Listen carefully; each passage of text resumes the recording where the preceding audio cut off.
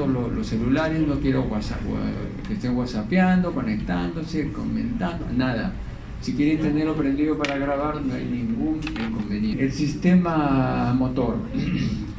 El sistema motor es un sistema especializado que nos permite, fundamentalmente gracias a dos neuronas,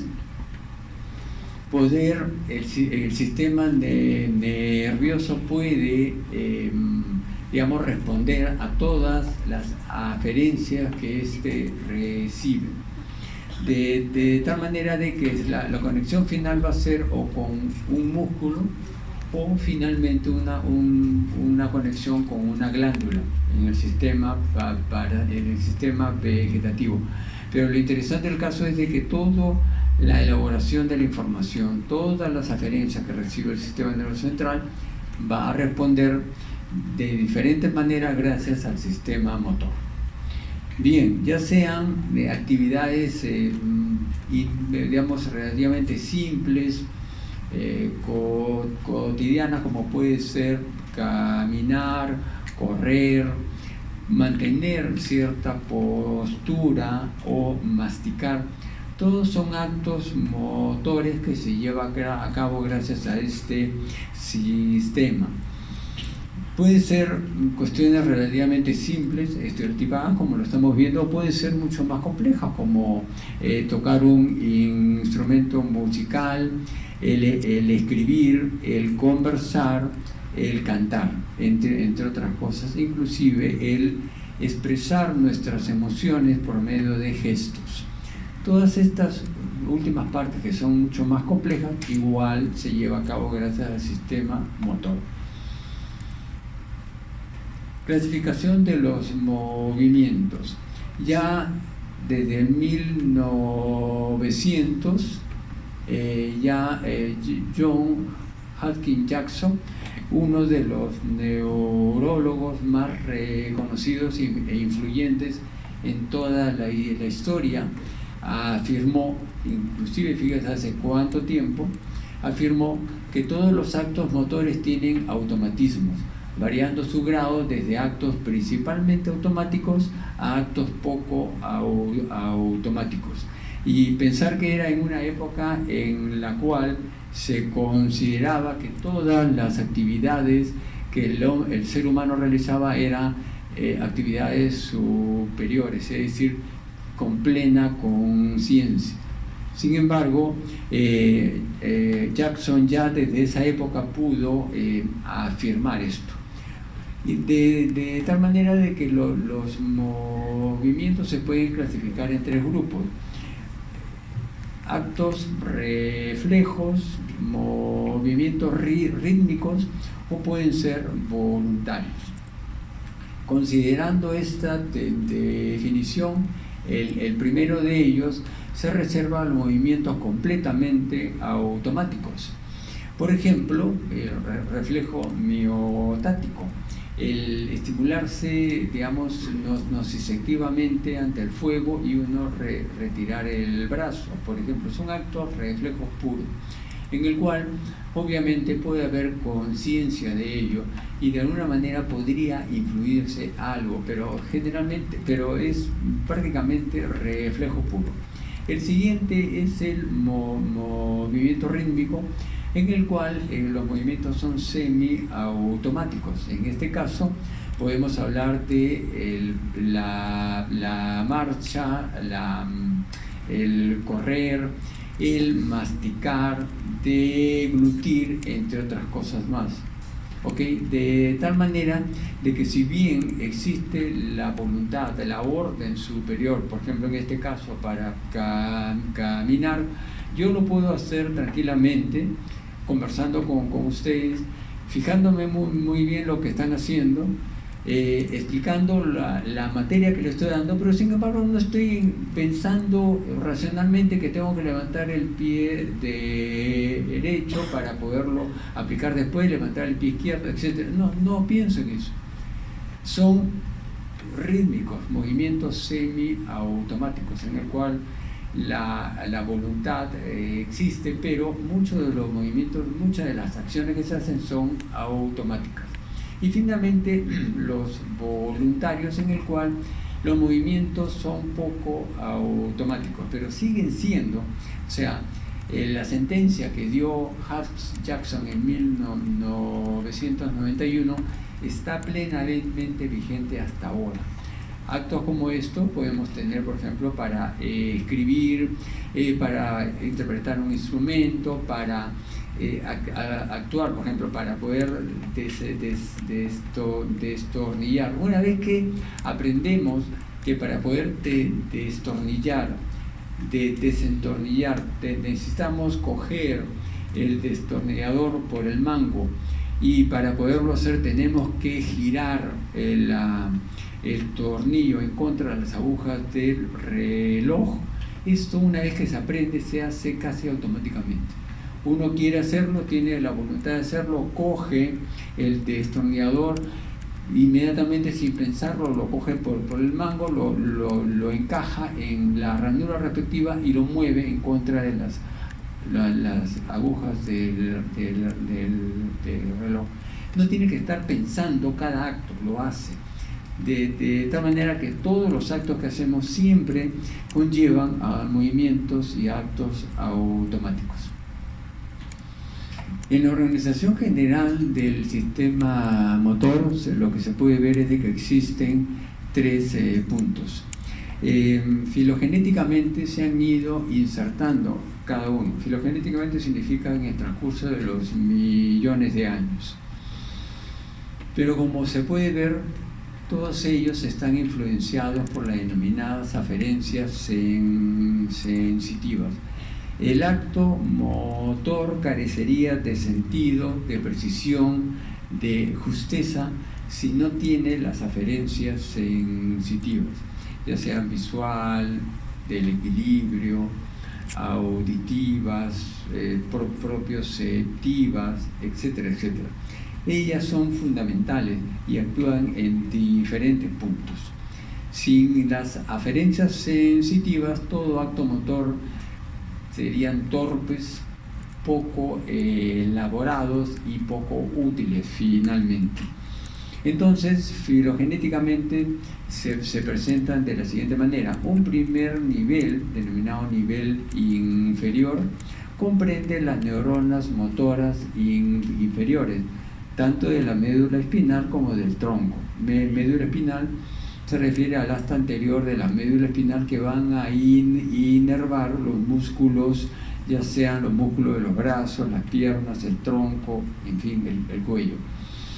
Y los núcleos motores del tronco cerebral, por ejemplo, el núcleos oculomotores, del facial, del trigémino, el núcleo ambiguo, etcétera, etcétera, que van a inervar los músculos respectivos. El primer nivel inferior que apareció filogenéticamente fue este. ¿Okay? Luego de este nivel apareció el segundo nivel intermedio, en el cual existe una serie de núcleos de centros de control del tronco del encéfalo, que van a ayudar a que los desplazamientos, los movimientos se lleven a cabo adecuadamente. Por ejemplo, si en este caso yo quiero coger la botella que se encuentra acá, para poderlo hacer tengo que tener una inclinación, estirar el brazo y cogerlo. Si el segundo nivel no funcionara, yo al hacer este desplazamiento me caigo al suelo. ¿Por qué?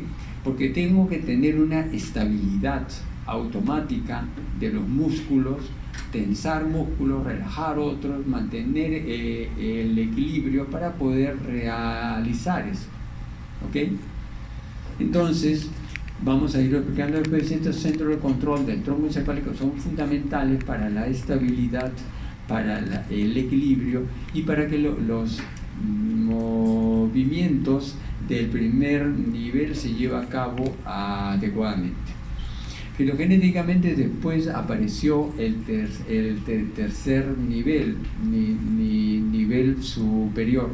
Esto ya apareció filogenéticamente con los mamíferos fundamentalmente. Yo en ESAN enseño neurociencias y allí puedo yo enseñar lo que es la filogenia del sistema nervioso, que es una parte interesantísima y que aclara muchas cosas y explican por qué razón lo aparente, enrevesado y sin sentido que tiene todos los núcleos. No, tiene una razón filogenética. Apareció en los mamíferos inferiores y se fue perfeccionando con los homínidos. Nos referimos a las áreas motoras de la corteza cerebral. De esta manera hay un control superior que va a influir tanto en los centros de control intermedio como directamente en el centro de nivel inferior. Paralelamente a esto se encuentran dos estructuras importantes, los ganglios basales, que ya hemos revisado en la clase 2, y el cerebelo, que vamos a revisar en la clase 5 de 1:30 a 3. Mucha de esta información a través del cerebelo y los ganglios basales tienen un filtro muy importante a nivel del tálamo. Como ya lo explicamos en la clase número 3, el tálamo no solamente sirve como vías de programación sensitiva, sino que interviene en muchas otras funciones más. Bien, otra forma de ver esto también es una organización en la cual se encuentran distribuidos, pero es exactamente igual. El primero es desde el punto de vista filogenético y se entiende mucho más fácil. Es otra forma en la cual vamos a ver un centro superior e intermedio, el nivel que habíamos hablado, corteza cerebral, corteza motora, planificación, iniciación y dirección de los movimientos voluntarios, y centro del tronco encefálico con los movimientos básicos y control postural, con el ejemplo que les había dicho. Acá en esta primera parte se encuentra la neurona motora superior o neurona motora número 1. Como le dije, la parte motora tiene 2. La sensitiva en general tiene 3.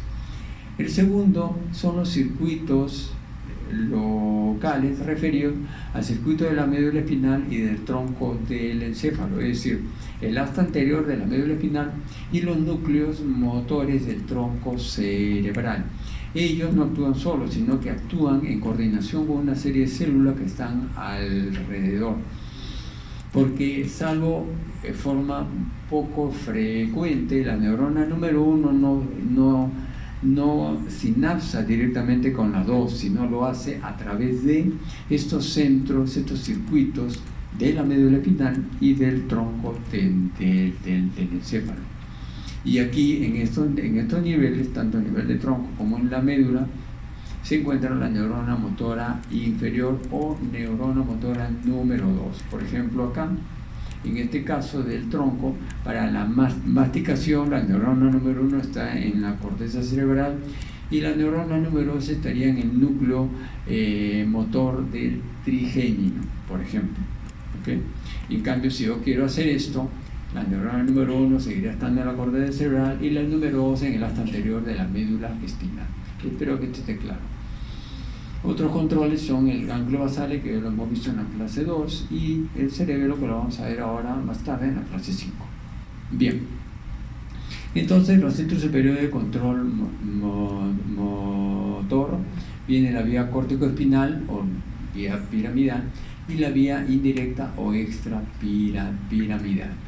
La corteza motora en sí, debemos recordar que la neurona número 1 se encuentra en el área 4 de Brodmann, o que corresponde a la circunvolución frontal ascendente, prerolándica, premotora, precentral o cuarta circunvolución frontal, que se encuentra acá, ¿okay?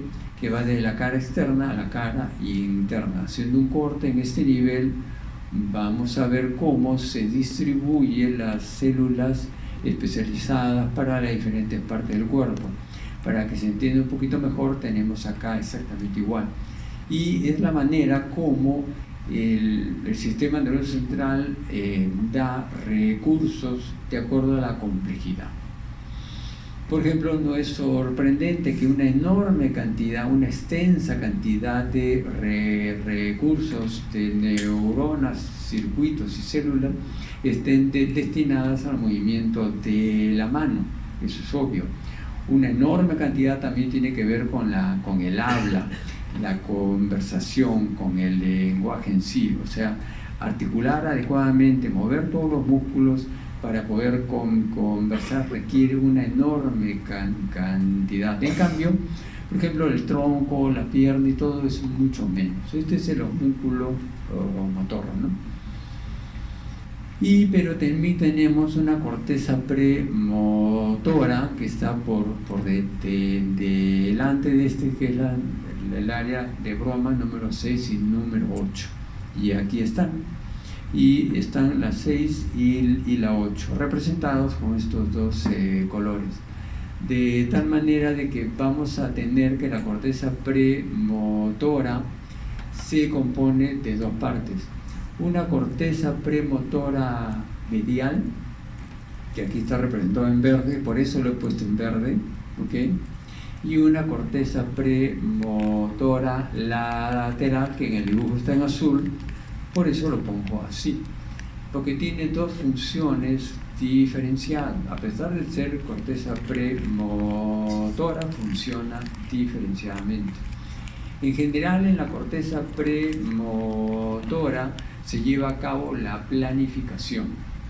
Si por A o B, por alguna razón, extirpamos o se lesiona la corteza premotora completamente, por más que el área 4 esté funcionando, no hay movimiento alguno. Tendríamos que estimular directamente el área 4 con un estímulo eléctrico para que se contraiga el músculo. Pero la planificación no hay.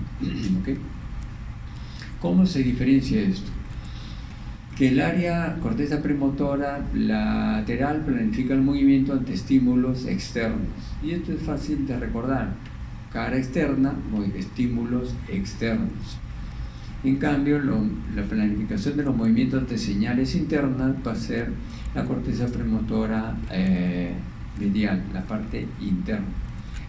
¿Cómo es esto?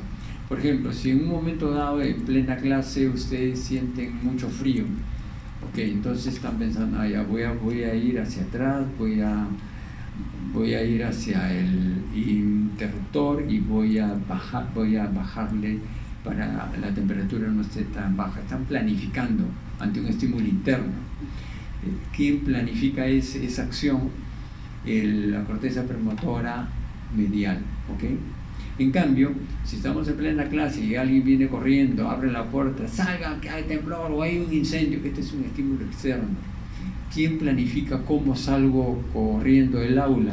Es lo que es la corteza premotora lateral o externa. ¿Ok, jóvenes? Creo que la cosa esté clara. Esto obviamente se ha podido realizar en monos, estirpándole una zona a la otra zona y viendo cómo responde. Entonces la corteza motora en sí tiene dos partes, 4 y 6 y 8. Planificación, iniciación y dirección de los movimientos voluntarios. Área motora primaria o área 4, correspondiente a la neurona motora superior. Desde aquí va a llegar hacia los centros del tronco del encéfalo, movimientos básicos, control y postura. Tenemos, por ejemplo, el complejo nuclear vestibular, porque son 4 núcleos vestibulares, lo hemos visto en la clase, y la formación reticular pontina y del bulbo, la formación reticular. Estas tienen una actividad especial sobre lo que son el efecto sobre la posición del cuerpo, ¿ok? Y las otras es el núcleo rojo, que está a nivel mesencefálico, y los colículos superiores en la parte superior del mesencéfalo. Esto tiene que ver con los efectos sobre el movimiento, o sea, los primeros 2 sobre la posición del cuerpo y los siguientes 2 sobre el movimiento. Bien, aquí todos ellos van a actuar sobre los circuitos motores locales del tronco cerebral de la médula espinal, es decir, en otras palabras, de la neurona motora inferior. ¿Ok? ¿Cómo se hace esto? Se puede hacer por una vía directa, la vía piramidal, directamente viene desde el área motora primaria hacia los circuitos motores locales del tronco cerebral y la médula espinal, o de manera indirecta a través de estos 4 complejos: vestibular, reticular, el rojo y el colículo superior, de tal manera que trabajan armónicamente, pero hay que diferenciar cada una de ellas. Bien. Organización de la médula espinal. Acá, cuando estábamos hablando de circuitos motores locales, vamos a hablar justamente de esto, a nivel ahora de la médula espinal. Organización de la médula espinal. Vamos a ver que el asta ventral, que es motor en sí, puede dividirse las células de tal manera que aquellas partes del núcleo que están más a la parte posterior es para los músculos flexores, lo que están más ventral para cada subnúcleo es para la extensión. Lo que se encuentran lateralmente son para los músculos distales, y lo que se encuentra más proximalmente en su distribución para los músculos proximales. Entonces, teniendo como base esta distribución, a ver, esta niña linda que está ahí, o prestas atención o te vas, no sé, tú escoges, ¿eh? Nadie te obliga a que estés acá, pero por favor atiende. Deja al novio para otro momento, apaga eso, apágalo y guárdalo, porque la tentación es grande. Ustedes son débiles, tienen no 2 brazos, tienen 3 brazos, un tercer brazo es el celular. Cuando le quitan el celular parece que le han amputado un miembro, se sienten, se pierden, algo pasa en ustedes. Bien, entonces la neurona de la zona intermedia de la sustancia gris de la médula espinal se puede dividir en 2 partes. Acá vemos, por ejemplo, la sustancia gris tiene asta anterior, motor, asta posterior de la sensibilidad, pero tiene una región intermedia. Esta región intermedia puede dividirse en 2 partes. Una región intermedio medial, que está aquí, al costado del conducto del epéndimo, que es para... y la otra es la región intermedio lateral, ¿ok? La región intermedia se divide en 2 partes: intermedio lateral e intermedio medial. Entonces vamos a ver cómo, por ejemplo, acá en esta distribución que hemos hecho, la región intermedio medial de la médula espinal se conecta con la parte lateral del asta anterior de la médula espinal, mientras que la región intermedio lateral de la médula espinal se conecta con la parte lateral del asta anterior de la médula espinal. ¿Okay? No necesita escribir mucho porque lo estamos viendo. Entonces, esta es una parte fundamental para que se comprenda lo que ahora viene. Entonces, acá ya está esto. Cuando la neurona número 1, que está en el área 4, desciende la orden por la vía piramidal hasta el asta anterior de la médula espinal, inusualmente termina directamente en la motoneurona alfa o neurona motora 2. Va a terminar en el circuito local y va a terminar o a nivel de la región intermedio medial de la médula espinal o en la región intermedio lateral. Y por las conexiones que este tiene, cuando viene la orden, vamos a ver cómo lo que estaban en la región intermedio lateral se comunica obviamente con la parte lateral del asta anterior de la médula espinal y se conecta con unos pocos segmentos hacia arriba y hacia abajo. 2, 1 o 2, máximo como eso, más no. Niña, ¿qué estás haciendo? Ya pues, ponte atenta.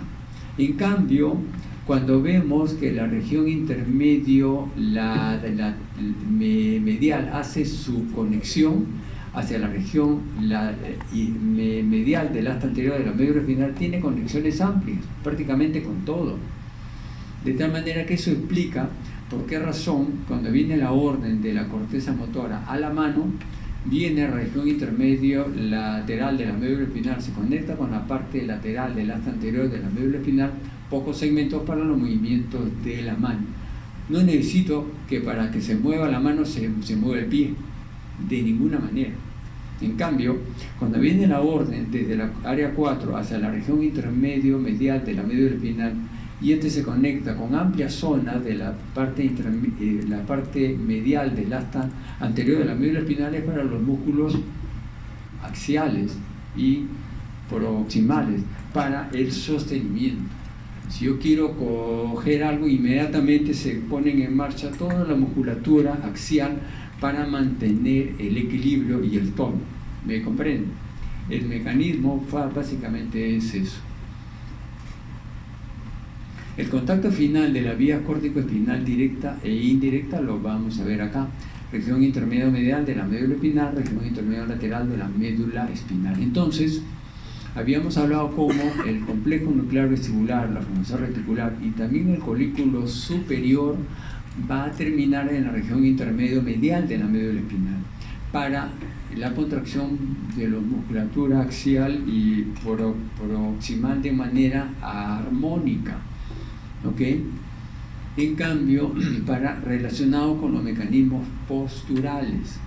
En cambio, el área motora primaria y el área premotora en sí, que activa el área motora primaria y el núcleo rojo, va a terminar en la región intermedio lateral de la médula espinal, que va a ser relacionado con el control preciso de los movimientos. Entonces, esta perorata que les acabo de dar es para poder comprender por qué razón el hecho de uno y otro. ¿Okay? Entonces acá, proyección cortical directa e indirecta. Por ejemplo, tenemos una proyección cortical directa, que es la vía piramidal. Desde el área 4 desciende la vía piramidal, mesencéfalo, protuberancia, tercio inferior del bulbo, se cruza, la grande cruzación piramidal, desciende y va a terminar en la región intermedio lateral, región intermedia lateral de la médula espinal, que terminará en la región lateral del asta anterior de la misma. En cambio, una proyección cortical indirecta, este es un ejemplo que se le da acá, por lo que es la formación reticular, va a terminar en la región intermedio medial de la médula espinal y de ahí a la región medial del asta anterior de la médula espinal para lo que son la parte postural. La vía directa por este lado inicia los movimientos de las porciones distales de las extremidades, y la vía indirecta media los ajustes posturales que apoyan el movimiento. Ambos son fundamentales. El primero para poder realizar el desplazamiento, y el segundo para mantener la parte postural para poder realizarlo. Centro del tronco cerebral para el movimiento de la orientación de la cabeza y de los ojos. Acá tenemos el tracto tectoespinal, tanto el superior para los reflejos oculares como el inferior para los reflejos auditivos. Y como vemos, se termina a nivel de la región intermedio medial de la médula espinal. En este caso, para la oculocefalogiria, esta niña bella, por ejemplo, hubo un estímulo y volteó globos oculares del cuello. ¿Okay? Este es un reflejo muy primitivo que viene desde los reptiles y queda hasta ahora. El otro es el centro del tronco cerebral para los movimientos automáticos de los brazos al caminar. Acá tenemos el tracto rubroespinal. Como dijimos, termina a nivel de la región intermedio lateral de la médula espinal y va a terminar también después de aquí hacia lo que es la región lateral del asta anterior para el desplazamiento de los brazos al caminar. Vean ustedes la elegancia que estoy caminando. Vean ustedes, no estoy caminando así. Tampoco lo hago, ¿okay? Aunque sea moda todo, pero parece tonto. La forma armónica es esto, y esto justamente se pierde en la enfermedad de Parkinson. La enfermedad de Parkinson, uno de los primeros signos es, como empieza en un lado, en lugar de estar caminando, empieza a caminar así. O sea, el brazo no acompaña. Uno de los primeros signos del Parkinson es justamente eso. El centro del tronco cerebral para el mantenimiento del equilibrio y la postura. Acá tenemos el complejo nuclear vestibular. Complejo nuclear porque son pues 4 núcleos. Y esta niña sigue. Yo te voy a sacar de clase, ¿eh? Te voy a sacar de clase. O me prestas atención, guárdate eso. Guárdalo. No, guárdalo. Desaparécelo de tu vista. Ya, ok. Ah, esta muchacha me hace renegar más que mis hijos. Aquí, vamos. A ver, jóvenes. Control, centro, el complejo nuclear vestibular. Aquí vamos a ver cómo el complejo nuclear vestibular va a tener eferencias hacia la médula espinal o hacia el tronco cerebral. Y aquí vamos a ver cómo el tracto vestíbulo espinal, como dijimos, también en la región intermedio medial de la médula espinal, para la musculatura axial. ¿Cómo actúa esto? Y en cambio, ya sabemos que también la región intermedio lateral es para la musculatura proximal, axial proximal. Entonces aquí el núcleo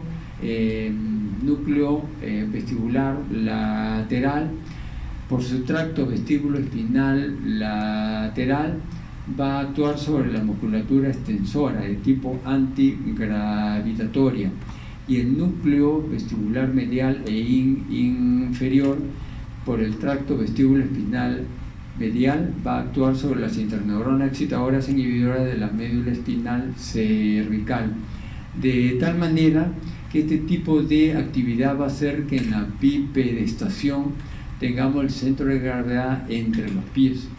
Cuando se pierde esto y el centro de gravedad en la bipedestación está hacia la parte delantera, el sujeto no se mantiene y se cae.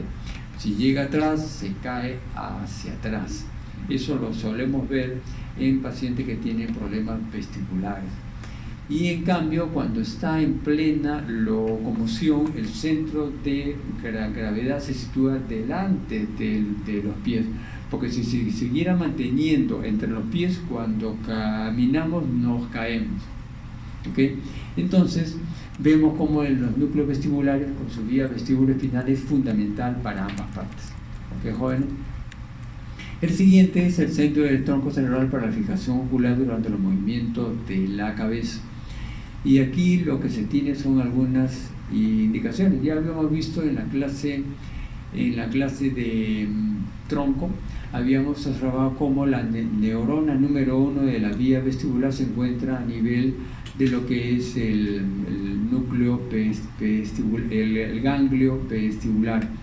La segunda neurona de esta vía está en el complejo nuclear vestibular, neurona 2, de tal manera de que cuando se realiza un giro de la cabeza hacia el lado derecho, lo que vamos a ver es un desplazamiento pasivo de la endolinfa que se encuentra en el interior de lo que es el conducto semicircular lateral. Se mueve la cabeza por fenómenos de inercia física, el líquido se mantiene, cuando se gira hace de que el líquido como que se desplazara en sentido contrario, estimula la ámpula del conducto semicircular lateral, y esta vehiculización de información llega hacia el tronco cerebral para causar un movimiento de los ojos, conjugado de los ojos hacia el otro lado. Esto, claro, está a través de esta región que se llama formación reticular paramediana del puente, que ya lo hemos visto en la clase de tronco. Formación reticular paramediana del puente para los movimientos conjugados horizontales de los ojos. ¿Ok? Entonces, cuando hacemos un giro de cabeza hacia la derecha, los movimientos de los ojos, conjugados de los ojos, van para el lado izquierdo. El mecanismo lo acabo de explicar. Esto lo podemos ver acá. Este sujeto, en este caso le volteamos la cabeza hacia el lado izquierdo y los ojos automáticamente se mueven hacia el lado derecho, haciendo que los ojos permanezcan en el mismo punto. Y si giramos la cabeza para el otro lado, en este caso hacia el lado derecho, los ojos girarán hacia el lado izquierdo. Este es un reflejo importantísimo que todo médico debe de evaluar. Debido a que los núcleos están en el tronco cerebral, si un paciente está en coma y queremos ver si el tronco cerebral ha sido afectado al paciente en coma, le movemos la cabeza con el reflejo de muñeca, y si los ojos se mueven como la muñeca, entonces hay afección del tronco. Pero si al desplazar la cabeza los ojos se quedan en el centro, entonces el reflejo está funcionando y probablemente haya buen pronóstico, porque el tronco cerebral se encontraría bien. Siendo el tronco cerebral para la organización temporoespacial de los desplazamientos. Aquí podemos ver cómo la formación reticular funcionalmente puede dividirse en dos partes. Una formación reticular mesencéfalo-pontino-rostral, que está relacionado con la actividad del encéfalo, de tal manera que para el despertar, el mantenimiento de lo que es la formación reticular ascendente, el SARA, Sistema Activador Reticular Ascendente, el despertar, mantenimiento de la vigilia, la atención diferenciada, para todas esas cosas sirve. Y la otra parte, que es la formación reticular pontina caudal y del bulbo, que está relacionado con la coordinación de las funciones somáticas y una serie de funciones vegetativas. Y aquí lo vamos a ver. Aparentemente la formación reticular tiene una conformación estructural similar a lo que es la zona intermedia de la sustancia gris de la médula espinal. Parece ser una prolongación. Y la formación reticular tiene diferentes funciones. Esta parte de acá, la formación reticular pontina caudal y del bulbo, control cardiovascular y respiratorio, control de reflejos sensitivos motores, regulación del sueño, vigilia, organización de los movimientos oculares, organización temporal y espacial de los movimientos. Este cuarto está relacionado con el primero de ellos. De tal manera que el tracto retículo espinal, como decíamos, termina en la región intermedio medial de la médula espinal. ¿Ok? Mantenimiento de la postura y la estabilidad corporal. Entonces acá tenemos un resumen de lo que hemos visto con una vía directa, acá está, que es la vía piramidal, da la velocidad y la agilidad de los desplazamientos, da la precisión de los movimientos fraccionados de los dedos para manipular y coger objetos. Y la vía indirecta, que son las otras cuatro, la vía extrapiramidal, da los ajustes posturales en el tronco y las extremidades para mantener estabilidad durante la actividad física. ¿Ok? Bien, entonces vamos a hablar ahora de la segunda parte, que son las neuronas de circuito local. Neurona motora inferior y neurona de circuito local. La neurona motora inferior, tanto a nivel de tronco cerebral para los núcleos motores del tronco, como el asta anterior de la médula espinal. En general podemos hablar de que la neurona superior, corteza número 4, va a tener acción no directa sobre la neurona número 2, sino lo va a hacer a través de los circuitos locales, ya sea en el tronco, ya sea en la médula espinal, para poder tener acceso a la neurona motora inferior, que son los núcleos de los nervios craneales y el asta anterior de la médula espinal. En el núcleo craneales se encuentran acá el lóculo motor, el patético, tenemos el masticador del trigémino, núcleo facial, tenemos el núcleo ambiguo, tenemos el núcleo del hipogloso. Todos ellos están relacionados con funciones motoras voluntarias. Y a nivel de la médula espinal tenemos el asta anterior de la médula espinal. ¿Ok? Bien, entonces hablando de esto mismo, referente a la unidad motora, ¿qué es esto?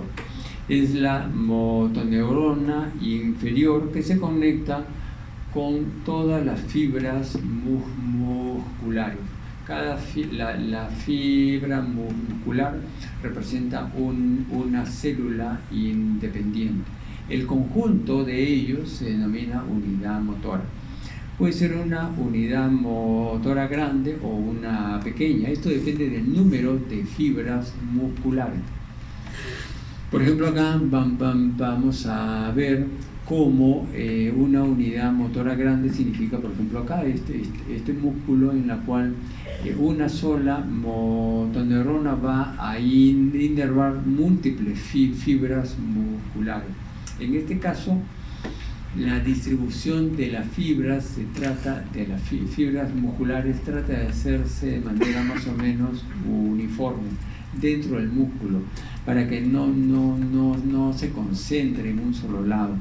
De esta manera, la activación de una sola motoneurona no va a dar la contracción aislada de una parte del músculo, sino va a tratar de contraer la totalidad del músculo dentro de sus posibilidades. A mayor motoneurona comprometida se activa mayor cantidad de fibras musculares. Y aquí lo estamos viendo. ¿Ok? Bien. Entonces, podemos clasificar las unidades motoras de acuerdo a su tamaño, de acuerdo a la histología, de acuerdo al grado de contracción, al grado de fatigabilidad y el tipo de contracción. Podemos tener hasta 3 tipos de unidades. Una unidad motora lenta resistente. Aquí son de tamaño pequeña, son fibras musculares rojas por la gran cantidad de hemoglobina. Es de una contracción lenta, es resistente a la fatiga y de tipo contracción sostenida. ¿Ok? Vamos a irlo viendo. Tenemos la otra, lo antagónico de esto. Las unidades denominadas rápidas fatigables son el tamaño de la unidad es grande, anatomopatológicamente son fibras pálidas, de contracción rápida, fatigables y de tiempo de contracción breve. ¿Ok? Tenemos 2 ahora. Y la número 3 es entre ellas, la denominada rápida resistente. En realidad lo que hacemos lamentablemente acá nosotros la habla hispana es traducir el concepto del inglés, y a veces ellos tienen una terminología que lo entienden ellos, pero la mejor forma de traducción es justamente esto: rápida fatigable, rápida resistente, lenta resistente. Aquí el tamaño es entre las dos, aquí prácticamente igual. La contracción es entre ambas, fatigabilidad entre ambas y la tipo de contracción entre ambas. ¿Okay? Tenemos entonces 3 tipos de unidades motoras. En el transcurso de las 2 o 3 diapositivas van a persistir los nombres con los mismos colores. Acá, por ejemplo, lo que se tiene es tipo de unidad y el umbral. Vamos a estudiar estas dos. Por ejemplo, acá, cuando hablamos del tipo de unidad motora lenta resistente, nos estamos refiriendo, por ejemplo, a músculos que necesitan estar contraídos por un buen tiempo sin que se fatigue. Por ejemplo, estamos haciendo cola, la cola demora media hora, nos distraemos, conversamos, pero no sentimos un cansancio en la pierna que nos obliga a que nos sentamos. ¿Por qué? Porque el músculo que sostiene, ¿okay?, para que se mantenga, tiene que haber contracción, pero estas son resistentes, ¿okay?, con un umbral bajo. En cambio, las otras son las que nos permite hacer explosiones de desplazamiento, por ejemplo, un salto.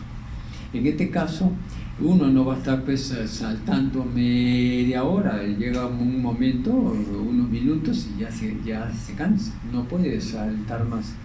En cambio, en el otro no podemos estar 1 hora, 2 horas.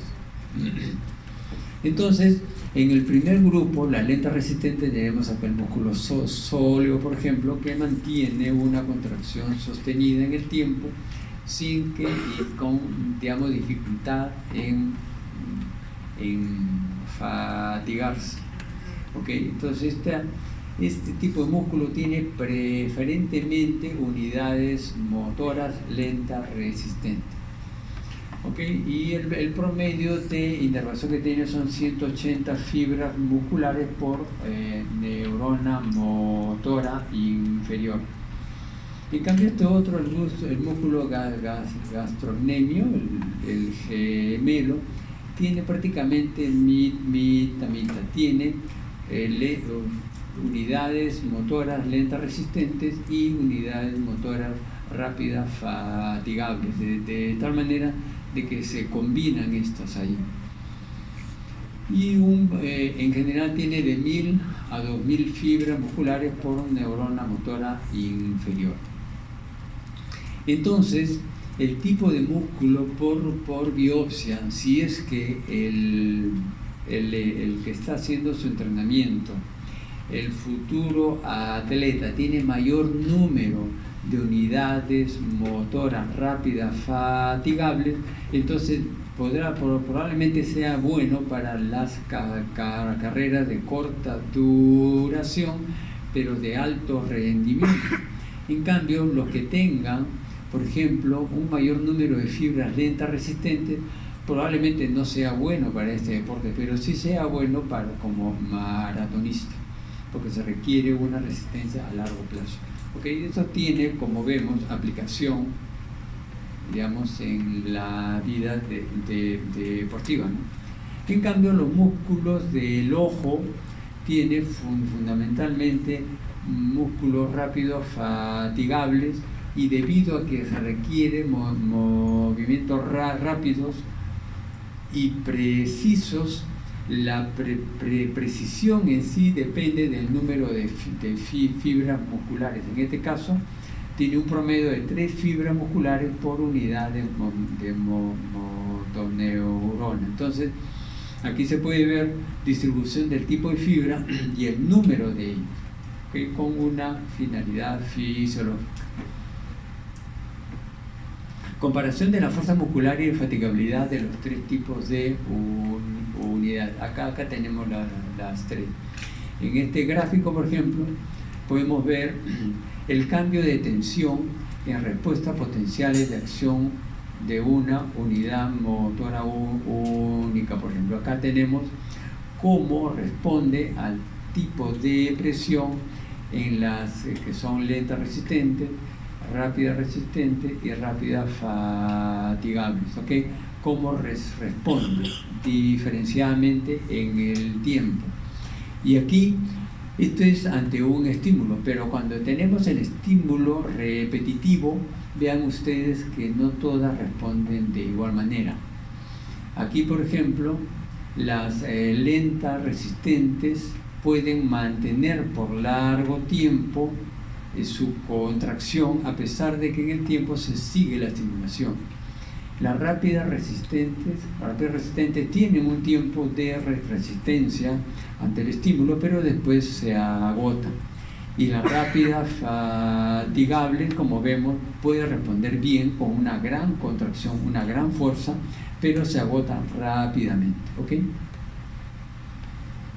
Regulación de la fuerza muscular en los 3 tipos de unidades motoras. No es que un músculo tenga un solo tipo de unidad. Realmente, prácticamente todos los músculos tienen todos, pero depende del uso que se le dé.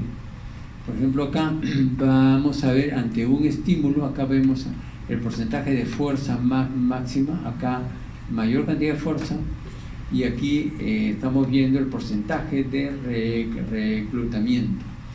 Como por ejemplo en la posición de pie, que es una posición sostenida por un buen tiempo, son las lentas resistentes las que se utilizan mucho. Y conforme vamos avanzando dentro del músculo y de los demás músculos, cuando por ejemplo estamos en plena marcha o empezamos una carrera, se van incorporando unidades motoras rápidas resistentes.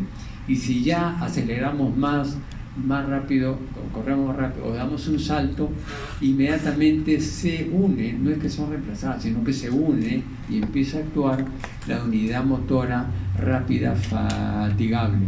Se han hecho estudios, por ejemplo, en la tensión del músculo en el talón. Esto como referencia le pongo la voz de un humano, pero se ha hecho en gatos. Y en la tensión muscular en el talón del músculo gastrocnemio del gato, se ha visto que en la posición de pie 5% de las fibras completas de las unidades motoras de toda la masa muscular se activa a predominio de la lenta resistente.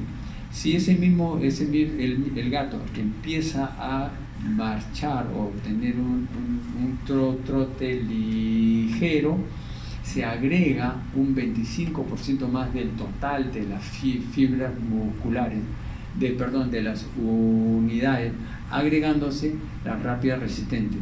Y si ya finalmente el gato hace un salto y todo, ya se utiliza el 100% de las unidades de ese músculo, empezando siempre con las lenta resistente, rápido resistente, y a mayor demanda ya se utiliza el 100% ya interviniendo en la rápida fatigable. Es decir, como vemos, hay una gradualidad, no es que todas funcionen en simultáneo, dependiendo de la actividad.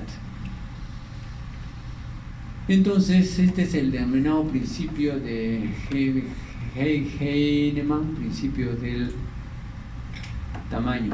El aumento progresivo en la tensión muscular es el resultado del reclutamiento de unidades motoras en un orden fijo de acuerdo a su tamaño. ¿Okay? El circuito reflejo de estiramiento muscular. Para poder estudiar esto tenemos que ver lo que es el uso muscular.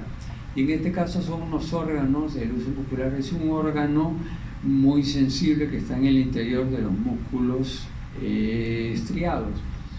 Este es un órgano de la sensibilidad proprioceptiva encapsulado, dentro del cual vamos a ver una serie de fibras musculares denominados, como están dentro del uso, se llaman fibras intrafusales, son de 6 a 8, para poderlo diferenciar de las fibras esqueléticas que están fuera, que se va a la contracción, llamadas extrafusales. Vamos a ver cómo en la parte central de estos músculos intrafusales del uso muscular va a terminar este tipo de aferente 1A, que es la fibra más gruesa de la sensibilidad que hay. Esto nos habla de que esta fibra lleva una velocidad bastante alta. Van a distribuirse al medio y de tal manera de que cuando existe un estiramiento, el volumen, como existe un estiramiento de las fibras extrafusales, este uso muscular se estira igual. Entonces el diámetro de las fibras intrafusales cambia y se activa la fibra 1A. Estas fibras 1A finalmente van a ir hacia la médula espinal para poder, de manera totalmente inconsciente a nivel cerebroso y todo, actuar y hacer de que con los ojos cerrados uno tenga el grado de tensión y de peso para mantener, como en este ejemplo, estamos viendo que este sujeto sostiene una taza vacía completamente.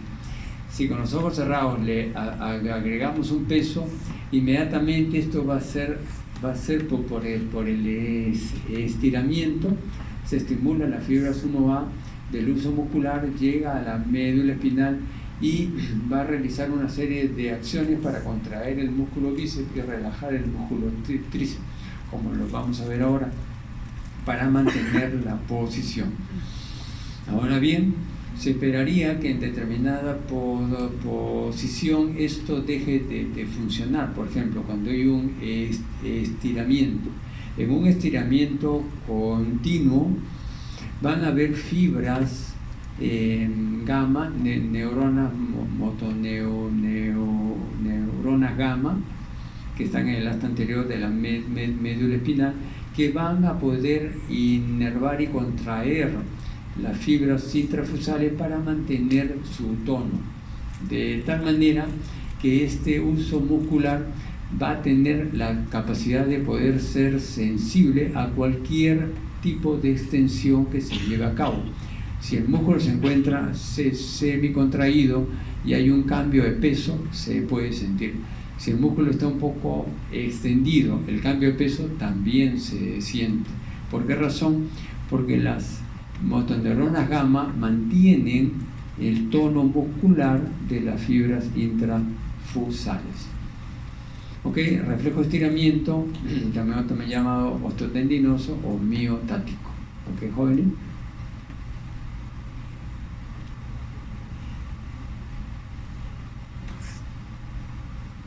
Es sensible al estiramiento del músculo, como lo hemos dicho. Función del órgano tendinoso de Golgi.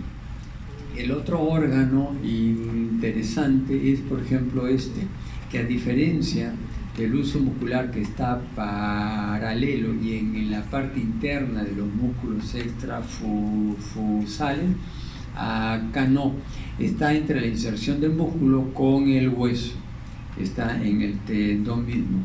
Entonces vamos a ver que la estructura de este órgano tendinoso de Golgi está constituido por una serie de fibras de colágeno, y cuando existe una tensión del músculo va a haber un estiramiento de este órgano tendinoso de Golgi y un estiramiento de estas fibras de colágeno que van a estimular las fibras aferentes sensibles 1B.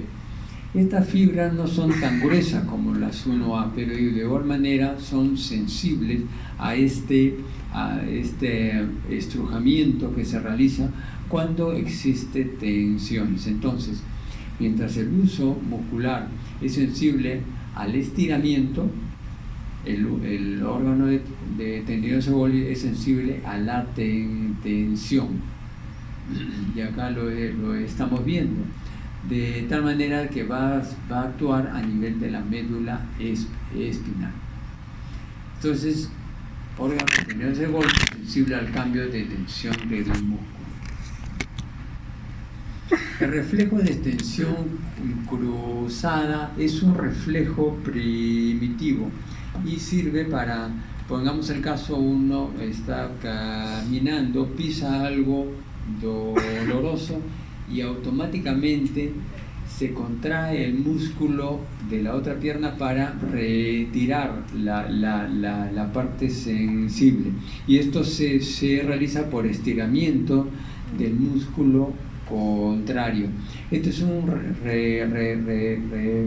en sí que permite proteger la parte que se daña. La pierna se estimula por la flexión para retirar, y la otra pierna la pierna opuesta se extiende para sostenerla. Esto se realiza sin intervención de la conciencia. Ya cuando nos hemos dado cuenta, ya hemos sacado el pie de la parte nociva.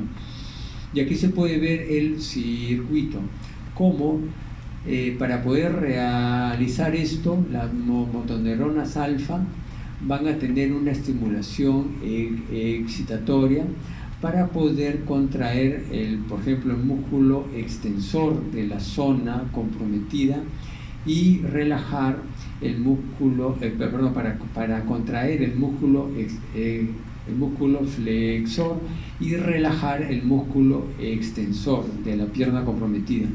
Caso contrario, exactamente lo va a hacer para poder contraer el músculo extensor de la otra pierna y relajar el músculo extensor contrario. ¿Ok, jóvenes? Creo que eso es todo. No sé si tienen alguna pregunta, alguna duda. Ahora sí, por favor, que salga su brazo número 3 y hagan lo que tanto les gusta hacer. Jóvenes, los espero a la 1:30.